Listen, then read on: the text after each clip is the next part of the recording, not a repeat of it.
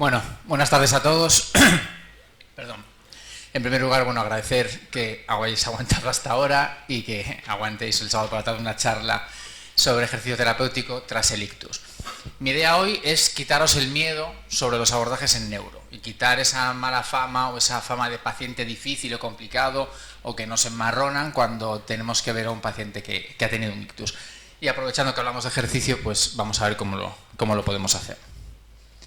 Bien, esta frase resume la ponencia y para mí puede resumir incluso todo lo que estamos viendo aquí estas jornadas.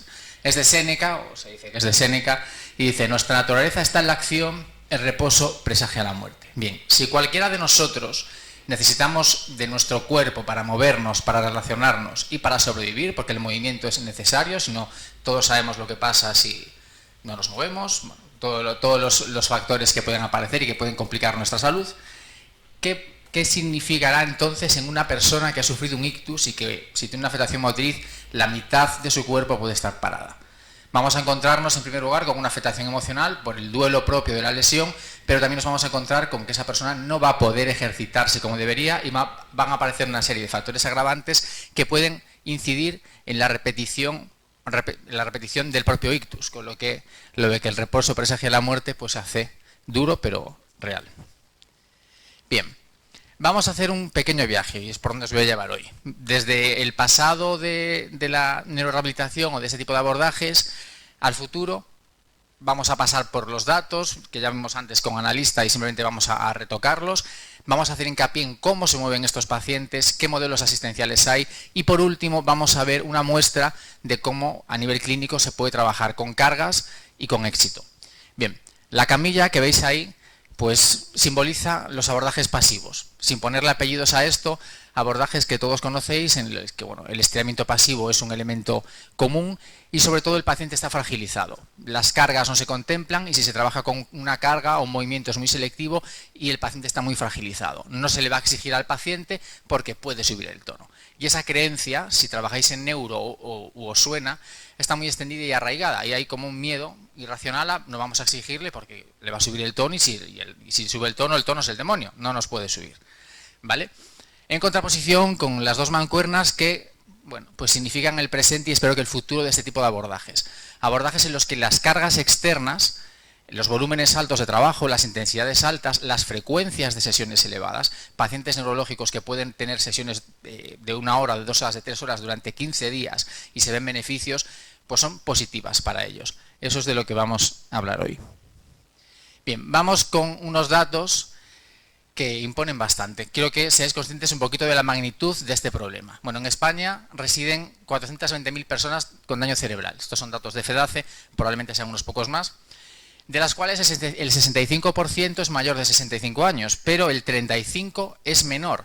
Y estamos hablando de población en edad de trabajar, y un 35% es un porcentaje alto.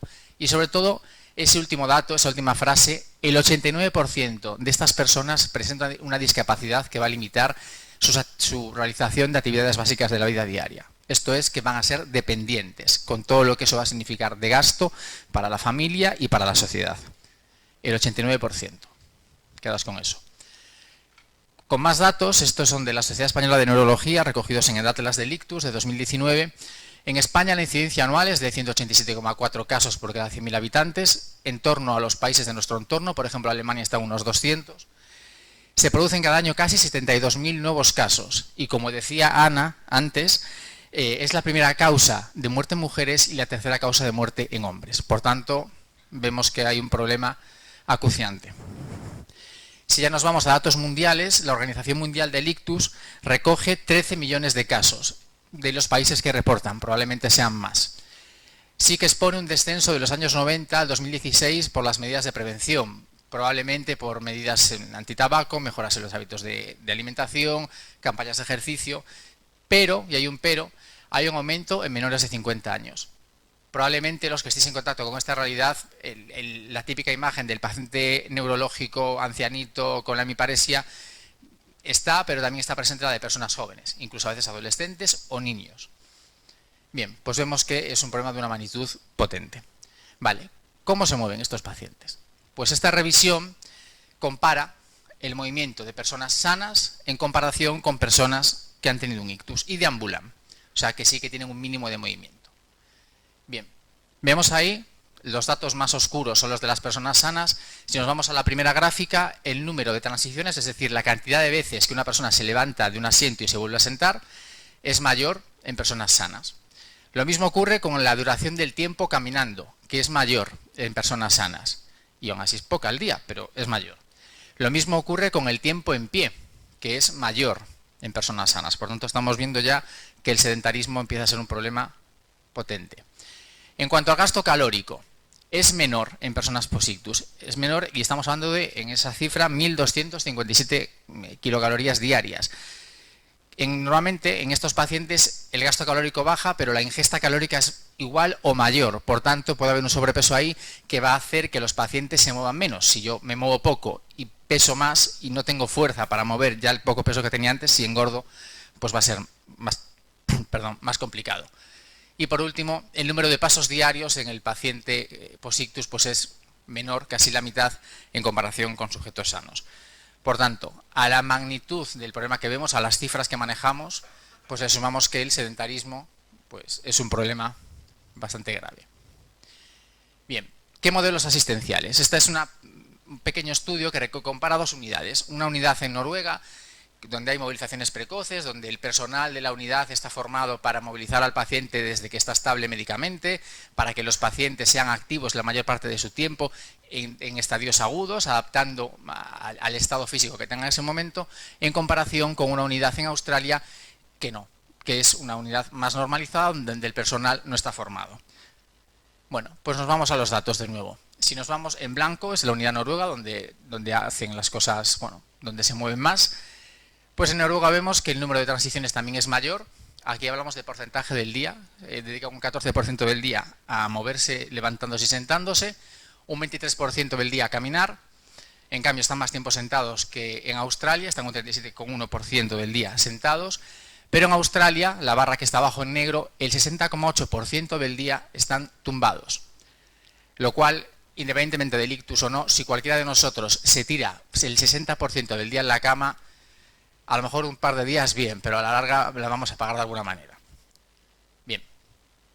Y ahora vamos a qué nos dice la ciencia. Siguiendo con este viaje, vemos que tenemos a muchas personas afectadas con esto, personas que se mueven muy poco, y aparte se mueven poco ya no solo por las secuelas del ictus, sino muchas veces por los propios contextos en los que están.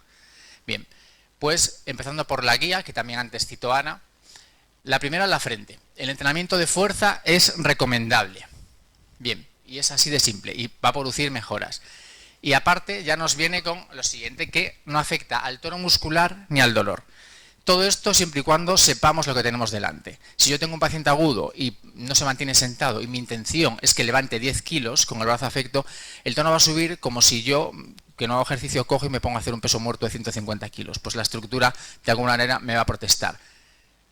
Si como sanitario sé pautar la carga adecuada al paciente, no va a afectar al tono muscular ni al dolor, va a ser algo positivo. Incluso el músculo nos va a servir como un elemento estimulante para el propio sistema nervioso del paciente. A través del músculo y de la actividad muscular vamos a hacer que el esquema corporal del paciente mejore. Bien, esta guía también expone que estos pacientes sometidos a prescripciones de ejercicio tienen mejoras en aspectos físicos y biopsicosociales. Un poco la línea del compañero de la actividad lúdica, que también significa hacer ejercicio. Y esta última parte, esta guía expone también que los abordajes activos van a producir mejoras funcionales mayores que los abordajes pasivos. En cuanto a este resumen que recoge datos de la Guía de Práctica Clínica Británica y la Guía de la Asociación Americana del Corazón y del Ictus, pues viene en la misma línea. Los parámetros de entrenamiento que le tenemos que pedir a un paciente post-ictus tienen que ser actividades desafiantes, de carga progresiva, de intensidad, frecuencia y duración suficiente. Y también subraya que los entrenamientos de fuerza y resistencia son útiles para la mejora de la deambulación. Y esta revisión, de la que también habló Ana antes, que tuvimos mucho ojo, pues viene a decir lo mismo. En esta revisión, como si recordáis antes, se exponía a los pacientes a varios grupos de ejercicio con resistencia, grupos de ejercicio de fuerza, grupos mixtos de fuerza y resistencia, y luego también grupos, otros 3, donde se hacía una terapia convencional. Y las mejoras funcionales eran mayores pues en en los pacientes que estaban sometidos a los grupos con ejercicio prescrito, sobre todo a los grupos mixtos. Me olvido de antes de una cosa que os dije, que en este hospital, ¿dónde creéis que llegaban antes las mejoras funcionales? ¿En el australiano o en el noruego? ¿En el que se movían desde el principio? Sí. Era obvio, pero para remarcarlo un poco. Bien. Bueno, os voy a hablar del caso de esta paciente. En primer lugar, decir que ha dado su consentimiento para aparecer aquí hoy, o sea que no hay problema. Bueno, os vais a encontrar en primer lugar con una persona que ha tenido un ictus y tiene unos 8 meses de evolución y una afectación severa. Su objetivo es poder aguantarse en pie con la mínima ayuda posible para no tener que usar una grúa y que la puedan transferir con facilidad, ¿vale? Lo que veis en la primera imagen es a la paciente que necesita de 2 personas para poder bipedestarse. Nosotros le vamos sacando parte del peso corporal y le pedimos que active su brazo no afecto, que sería su brazo izquierdo. Observad cómo incluso para activar su brazo no afecto necesita que la compañera la asista, ¿vale? No tiene ni fuerza para aguantar el brazo afecto. Estamos hablando de muy poquito tiempo de evolución y de una afectación muy potente. Bien, lo que establecemos con esta paciente es un programa en el que vamos a pasar mucho tiempo de bipedestación haciendo transferencias desde la sedestación a la bipedestación e intentando, a medida que notemos que la musculatura de la cadena posterior se va aguantando y vaya habiendo cierta actividad muscular, ir eliminando apoyos y luego a la vez que vemos que su brazo va teniendo fuerza y que va habiendo una estabilidad proximal, pues ir introduciendo pesos que ya sean mayores al peso del brazo. Y esto es lo que vamos a ver en el siguiente vídeo, en el que ya está con una mancuerna de 1,5 kg. Recordad, antes necesitábamos asistencia para mover el brazo, ahora ya el brazo más 1 kilo y en la siguiente una sola persona agarrando, sin apoyo posterior y movilizando 3 kilos. Bien. El siguiente caso también ha dado su consentimiento para aparecer aquí hoy y para que mostrar sus imágenes de tratamiento. Se trata de un paciente de 2 años y medio de evolución. En este caso quería mostraros un paciente crónico que tenía como objetivo aumentar la velocidad de la marcha para poder ir por la calle con más soltura y para poder caminar dentro de casa pues más rápido. Esta es la imagen de la valoración. Observad la velocidad a la que va, el patrón de marcha que tiene. Bien. Con él lo que se establece es un programa mixto, como el que vimos antes de la revisión. Por una parte, un trabajo de fuerza de la extremidad afecta, en lo que nos vamos a centrar en el trabajo de fuerza de los estabilizadores de cadera, de la cadena posterior y del cuádriceps, así como del sóleo gemelo y de toda la pierna, y haciendo hincapié en la carga sobre el lado afecto, para utilizar también el estímulo de la carga y del peso del paciente como un input que nos va a hacer mejorar el esquema corporal del paciente. Utilizamos actividades como esa variación de la sentadilla, utilizamos actividades como una variación del peso muerto búlgaro, desde una altura a la altura de las rodillas y teniendo que levantar. Y bueno, no se aprecia ahí, pero el paciente evidentemente no tiene prensión en la mano y hemos utilizado una cincha, pero se puede trabajar con peso perfectamente y siendo simétricos si le dedicamos un poquito de cariño a hacer las cosas.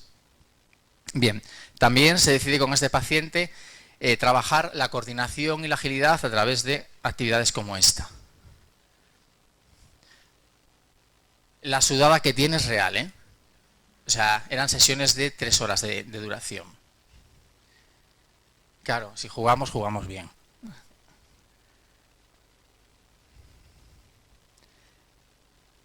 Y aquí en la última imagen ya podéis ver cómo caminando por la calle. Ahí es una pequeña pendiente.